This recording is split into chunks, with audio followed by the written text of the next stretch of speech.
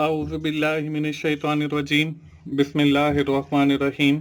अस्सलाम वालेकुम दोस्तों, मैं हूं मोहसिन रज़ा और आप लोग देख रहे हैं 24/7 टीचर्स ऑनलाइन। दोस्तों, क्लास चल रही है हमारी कंप्यूटिंग की और आज उस सीरीज़ का हमारा 25वां लेक्चर है। दोस्तों, हम तकरीबन हाफ ऑफ द कोर्स जो है वो कंप्लीट करने वाले हैं। दोस्तों, आपके जो मिड टर्म है वो भी बिल्कुल करीब है, तो आप लोगों से गुजारिश ये है कि आप लोगों के इम्तिहान की तैयारी के लिए भी मैंने एक वीडियो बनाई है जो कि मेरे दूसरे चैनल की टू सक्सेस के ऊपर अवेलेबल है। आप लोग उसको भी ज़रूर विजिट करें और उस पे आपके एग्जाम की तैयारी के हवाले से जो मैंने वीडियो बनाई है, आप एग्जाम में जाने से पहले उसको भी जरूर देखें। इंशाल्लाह उससे भी आपको काफी कुछ सीखने को मिलेगा। दोस्तों, आज की क्लास का हमारा जो मेन टॉपिक है इसको हम प्रोग्रामिंग लैंग्वेजेस कहते हैं। दोस्तों, पिछली क्लास 24 से जो है हम लोगों ने जो इख्तिताम किया था वो सॉफ्टवेयर डेवलपमेंट के ऊपर किया था और हमने देखा था कि सॉफ्टवेयर वेरिफिकेशन और सॉफ्टवेयर वैलिडेशन के अंदर फर्क क्या होता है। मैंने आपको बताया था कि we are going to start a new topic named as software development. दोस्तों, कोई भी सॉफ्टवेयर बनाने के लिए हमें जो है प्रोग्रामिंग लैंग्वेजेस का सहारा लेना पड़ता है और with the help of these programming languages we can make different types of software. दोस्तों, यहाँ तक तो थी हमारी पिछली क्लास। दोस्तों, आज की क्लास में जैसे मैंने आपको बताया कि हम लोग जो है स्टडी करने वाले हैं प्रोग्रामिंग लैंग्वेजेस के हवाले से। हम देखेंगे कि हमारे पास कौन कौन सी प्रोग्रामिंग लैंग्वेजेस अवेलेबल हैं। हम डिफरेंट प्रोग्रामिंग लैंग्वेजेस की जो टाइप हैं उनको देखेंगे। हम देखेंगे कि कंपाइलर और इंटरप्रेटर क्या होते हैं। हम प्रोग्रामिंग लैंग्वेजेस के जो डिफरेंट पैराडाइम हैं उनकी भी बात करेंगे। तो चलिए दोस्तों, हम आज की क्लास शुरू करते हैं और सबसे पहले ये देखते हैं कि प्रोग्रामिंग लैंग्वेजेस बेसिकली होती क्या है। Programming language is a language through which we have communicate with computer. Programming languages से मुराद वो ज़बान है जिसके थ्रू हम कंप्यूटर के साथ कम्युनिकेट करते हैं।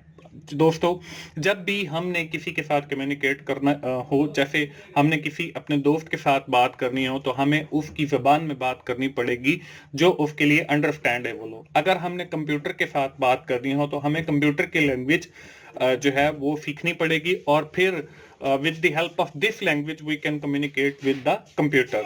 We communicate with computer through a binary language.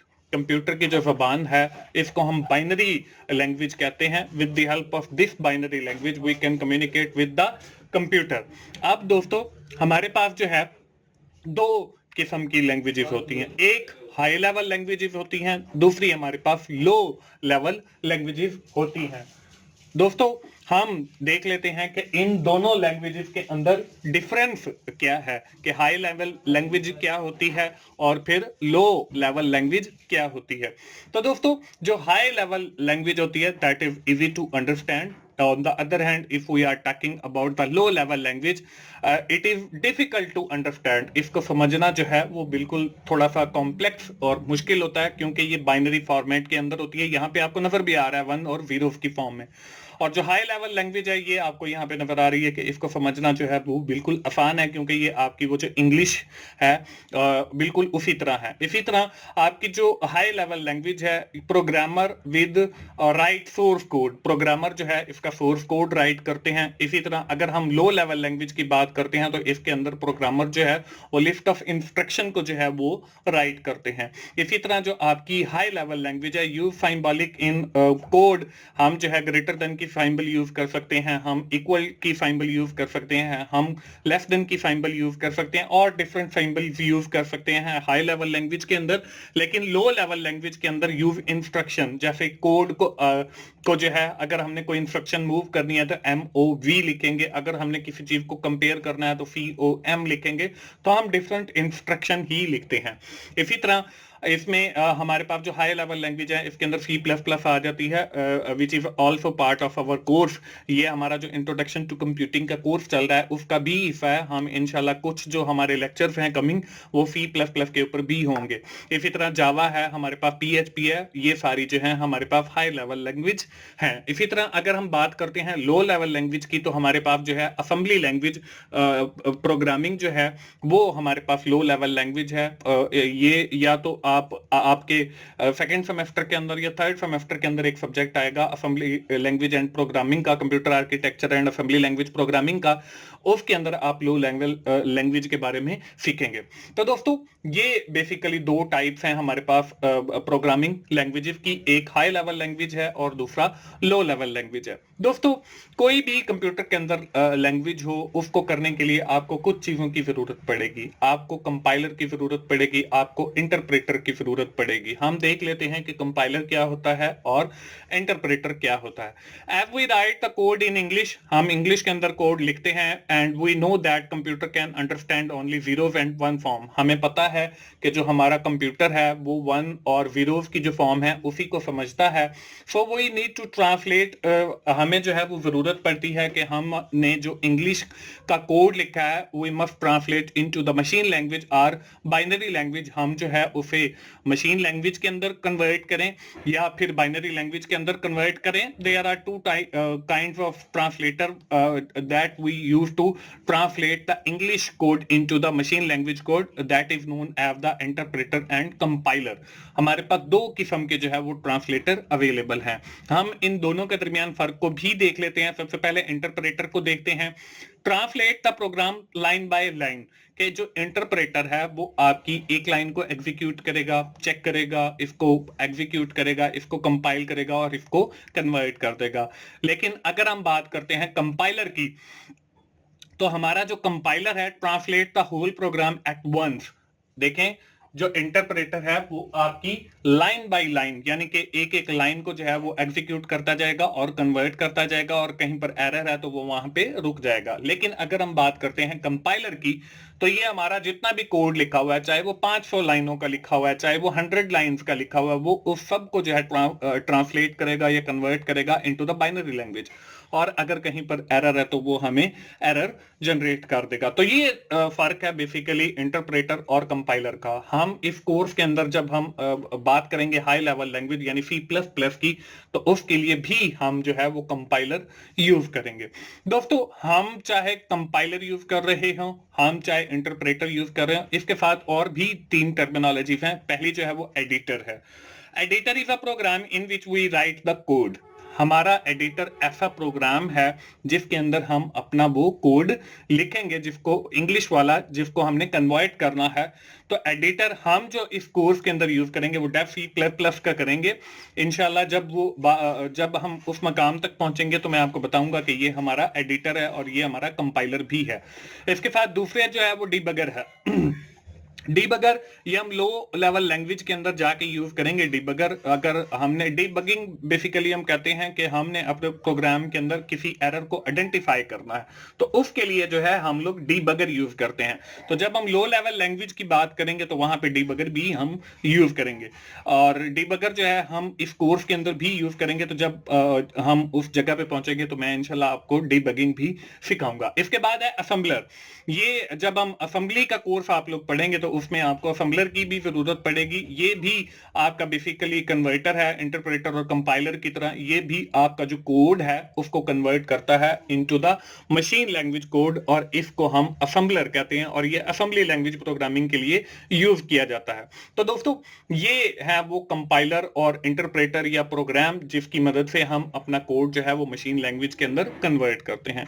दोस्तों आज की क्लास का हमारा जो अगला टॉपिक था वो था प्रोग्रामिंग पैराडाइम।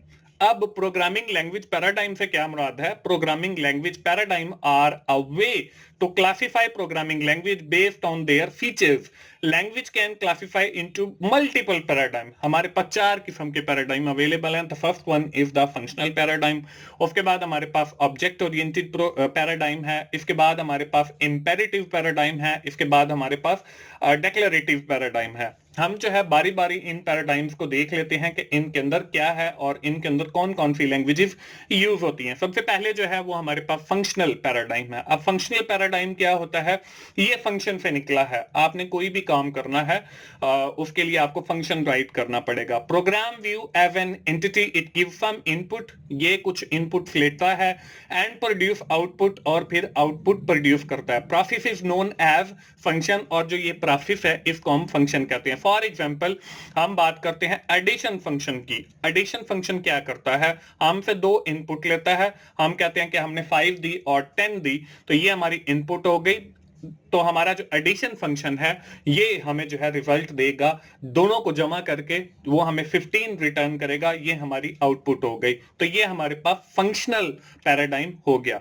अब इसके अंदर हमारे पास लिप्स आता है और एमएल स्कीम्स आती हैं। इसके बाद अगला जो हमारे पास पैराडाइम है वो है ऑब्जेक्ट ओरिएंटेड पैराडाइम। अब इसके अंदर क्या होता है? In this paradigm, program is viewed as collection of unit called object deal by OOP. अब हमारा जो प्रोग्राम है इसको हम एज अ यूनिट लेते हैं और इसको हम जो है ऊप के जरिए जो है वो डील करते हैं, यानी कि ऑब्जेक्ट ओरिएंटेड प्रोग्रामिंग के जरिए डील करते हैं। इसके अंदर हम ऑब्जेक्ट्स की बात करते हैं, इसके अंदर हम क्लासेस की बात करते हैं, इसके अंदर हम फंक्शंस की बात करते हैं, यानी कि हमारी जितनी भी एंटिटीज होंगी उनको हम एज एन ऑब्जेक्ट डील करेंगे। इसके लिए हमारे पास डिफरेंट लैंग्वेजेस अवेलेबल हैं। विजुअल बेसिक सबसे पहले आई थी, उसके बाद जावा आ गई, उसके बाद C++, वो भी हम इस कोर्स के अंदर पढ़ेंगे। C# है, ऑब्जेक्ट ओरिएंटेड प्रोग्रामिंग है। तो ये सारी मुख्तलिफ लैंग्वेज हैं जो ऑब्जेक्ट ओरिएंटेड प्रोग्रामिंग पैराडाइम को डील करती हैं। इसके बाद है हमारे पास इंपेरेटिव पैराडाइम। अब इंपेरेटिव पैराडाइम क्या होता है? It is basically a procedural paradigm, यानी कि इसके आपके स्टेप बाय स्टेप प्रोसीजर होते हैं किसी भी काम को करने के। आपके पास एक प्रॉब्लम आई है, आपने डिफरेंट जो है वो स्टेप्स के जरिए सॉल्व किया, तो ये आपका प्रोसीजरल पैराडाइम या इसको इंपेरेटिव पैराडाइम कहेंगे। दोस्तों इसमें क्या है, ये बेसिकली आपकी ट्रेडिशनल अप्रोच है। ऑब्जेक्ट ओरिएंटेड जो पैराडाइम है ये अभी आपका बाद में लॉन्च हुआ है, पहले जो है आपका इंपेरेटिव पैराडाइम ही होता था। इसमें आपके पास डिफरेंट लैंग्वेज है। सबसे पहले जो है वो एडा लैंग्वेज आई थी, उसके बाद फोर्ट्रान लैंग्वेज आ गई, उसके बाद आपके पास कोबोल लैंग्वेज आ गई, उसके बाद आपके पास पास्कल एक लैंग्वेज आ गई। आजकल रिसेंटली जो है पाइथन एक लैंग्वेज है, ये भी आपकी प्रोसीजरल है। इसके बाद अभी जो हमने पीछे 3-4 क्लासेस से पहले जो है वो सूडो कोड के बारे में एल्गोरिदम्स के साथ डिस्कशन की। तो सूडो कोड भी बेसिकली सीक्वेंस ऑफ जो है वो एल्गोरिदम वो सीक्वेंस ऑफ स्टेप था, यानी कि स्टेप बाय स्टेप हम किसी प्रॉब्लम को सॉल्व करते थे by using the pseudo code. तो सूडो कोड भी जो है वो बेसिकली इंपेरेटिव पैराडाइम के अंदर आता है। दोस्तों आखिरी जो हमारे पास पैराडाइम है इसको हम कहते हैं डेक्लरेटिव पैराडाइम। अब डेक्लरेटिव और इंपेरेटिव के अंदर क्या फर्क है? Declarative paradigm ask programmer to describe the problem to be solved rather than the algorithm to be followed। इसके अंदर हम ये करते हैं कि हम अपनी प्रोग्राम जो प्रॉब्लम है उसको डिस्क्राइब करते हैं, बजाय इसके कि हमारे पास जो एल्गोरिदम अवेलेबल हैं उनमें से हम किसी एक को फॉलो कर लें। अब देखें डेक्लेरेटिव और इंपेरेटिव इन दोनों के दरमियान फर्क ये है कि वो स्टेप बाय स्टेप है, और डेक्लेरेटिव हम अपनी प्रॉब्लम के हिसाब से कोई भी एक एल्गोरिदम सेलेक्ट कर लेते हैं। ऑब्जेक्ट ओरिएंटेड प्रोग्रामिंग के अंदर पैराडाइम के अंदर हम हर चीज को एज एन ऑब्जेक्ट लेते हैं और फिर उसको डील करते हैं। फंक्शनल के अंदर हम फंक्शंस बनाते हैं। तो ये चारों बेसिकली हमारे पास लैंग्वेज पैराडाइम है। अब इसके साथ develop precise statement to solve the problem. अब जो डेक्लेरेटिव पैराडाइम है इसके अंदर जो डेवलपर है वो स्टेटमेंट्स जो है डिफाइन करता है थ्रू विच ही और she can solve the problem. अब डेक्लेरेटिव पैराडाइम के साथ भी हमारे पास कुछ लैंग्वेजेस हैं, जैसे आपके पास GPSS है, प्रोलॉग है और SQL है। अगर हम SQL को देखें तो इसमें हमारे पास डिफरेंट जो है वो स्टेटमेंट्स अवेलेबल हैं जिसके जरिए हम अपनी जो प्रॉब्लम है मुख्तलिफ उनका सोल्यूशन निकाल सकते हैं। तो दोस्तों ये हमारे पास 4 किस्म की प्रोग्रामिंग लैंग्वेज पैराडाइम है।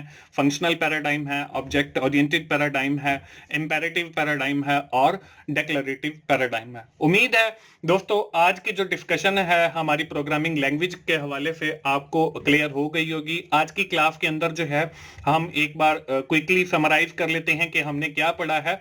आज की क्लास के अंदर हम लोगों ने अपनी जो इब्तदा है वो प्रोग्रामिंग लैंग्वेजेस के हवाले से की है। हम लोगों ने देखा कि what is the main difference between the high level language and the low level language. उसके साथ ही हम लोगों ने ये भी देखा कि लैंग्वेज के साथ जो डिफरेंट कॉन्सेप्ट अटैच्ड हैं, जिसमें कंपाइलर है, इंटरप्रेटर है, आपका असेंबलर है, एडिटर है, डिबगर है, उनको भी हमने देखा और इनके दरमियान जो फर्क है उसको भी देखा।